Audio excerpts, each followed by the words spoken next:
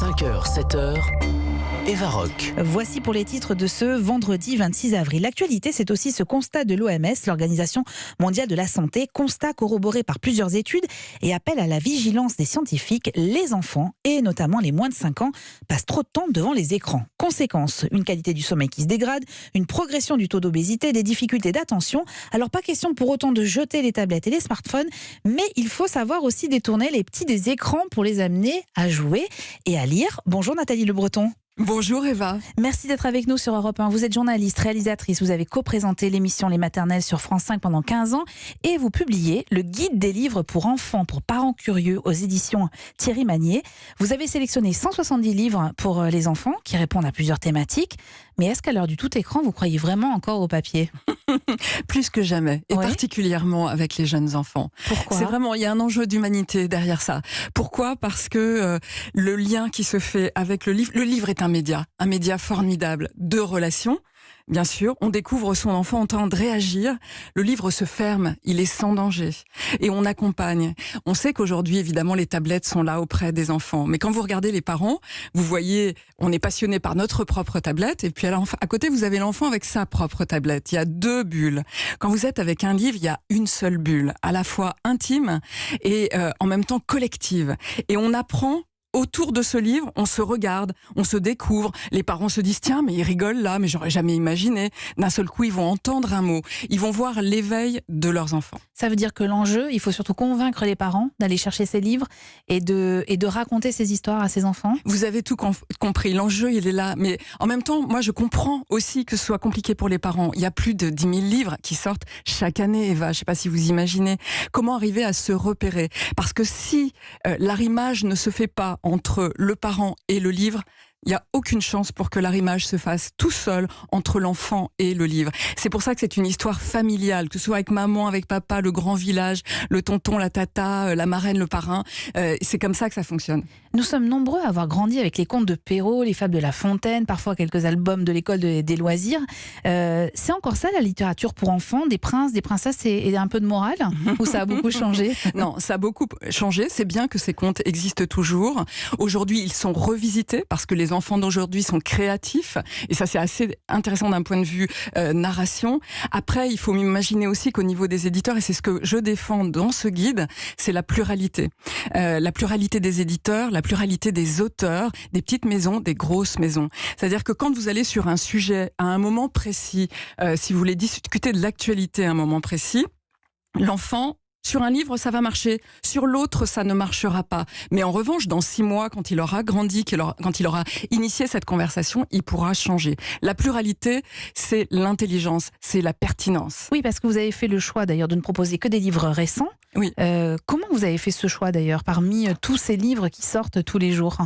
Alors d'abord en lisant énormément. Vous lisez que ça en fait, j'en ai d'accord. Oui, absolument. Et je dois dire que je me régale parce que je pense qu'il y a tout dans les livres pour enfants et je le pense vraiment sincèrement. Non, moi je fonctionne beaucoup au poil qui se hérisse.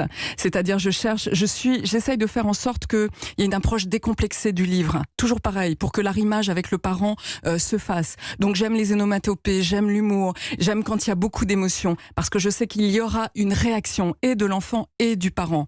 Qu'importe, ça peut être aussi du rejet. Comment savoir les thèmes qui intéressent vraiment les enfants ? Parce qu'est-ce qu'on ne projette pas finalement sur les petits nos interrogations d'adultes ? Au fond, par exemple, est-ce que les migrants, vous en faites un petit passage, vous proposez quelques livres autour de cette thématique, c'est vraiment une préoccupation pour eux, de même que la religion que vous abordez aussi ? Les migrants en soi, ça n'est pas un sujet pour eux, ça c'est un sujet d'adulte. En revanche, la solidarité, le vivre ensemble, la différence, ça les touche profondément. Parce que quand vous êtes dans votre école, pour peu que vous ayez les cheveux frisés ou les cheveux raides, tout de suite, il y a de la discrimination qui arrive très rapidement chez les enfants. Donc, les livres pour enfants permettent d'aborder le sujet par la sensibilité, pas de la façon des médias. C'est une fois de plus, ça nécessite d'être accompagné. Un livre se ferme. Un livre se réfléchit, un livre se parle avec les enfants. Et la question s'est posée au moment des attentats. Qu'est-ce qu'on fait quand les enfants sont dans un bain de violence ? Et c'est pour ça que je dis que le livre pour enfants est un média. C'est-à-dire qu'il faut absolument trianguler. Il n'y a aucun danger dans un livre. On peut parler, y compris de la violence, et en discuter, partager, échanger, et fermer si on voit que c'est trop. Et on peut passer dans un autre univers. Est-ce que parfois, quand vous regardez le journal télévisé, vous dites tiens, est-ce qu'il existe un album pour enfants sur ce thème-là, sur ce sujet-là, qui pourrait venir grossir le guide? Oui, tout à fait. Il y a des livres. Alors, il y a les grands classiques, les grands sujets, comme vous le disiez. Finalement, les parents vont répondre à des questionnements, la jalousie, la fratrie, la naissance, etc.